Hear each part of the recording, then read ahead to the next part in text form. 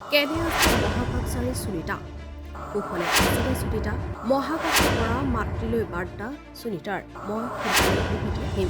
ভাৰতীয় মূলৰ মাৰ্কিন মহাকাশ যাত্ৰী সুনীতা উইলিয়ামছ সম্প্ৰতি আন্তৰ্জাতিক মহাকাশ কেন্দ্ৰত আবদ্ধ হৈ আছে। বয়িং ষ্টাৰলাইনৰ মহাকাশযানেৰে সুনীতাই ISSলৈ যাত্ৰা কৰিছিল। কিন্তু মহাকাশযানখনত একাধিক বিজুতিয়ে দেখা দিয়াত দীৰ্ঘদিন ধৰি সুনীতা আৰু তেওঁৰ সতীৰ্থ আন এজন মহাকাশচাৰী আন্তৰ্জাতিক মহাকাশ কেন্দ্ৰত আবদ্ধ হৈ আছে। সুনীতাৰ প্ৰত্যাৱৰ্তনক লৈ সকলোৱে উৎকণ্ঠিত হৈ থকাৰ সময়তে আন্তৰ্জাতিক মহাকাশ কেন্দ্ৰৰ পৰা সুনীতাই তেওঁৰ মাতৃক এক বাৰ্তাযোগে কয় যে অচিৰেই তেওঁ সুৰক্ষিতভাৱে পৃথিৱীলৈ উভতি আহিব।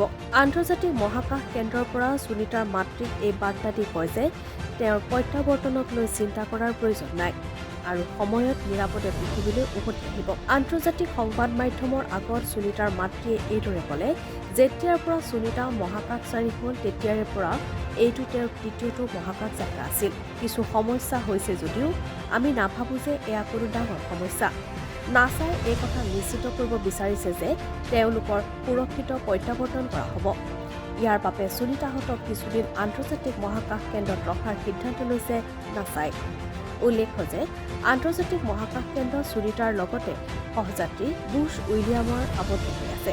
যোৱা জুন মাহত দুয়োজনে বষ্টিং ষ্টাৰলাইনৰ জৰিয়তে মহাকাশলৈ যাত্ৰা কৰিছিল।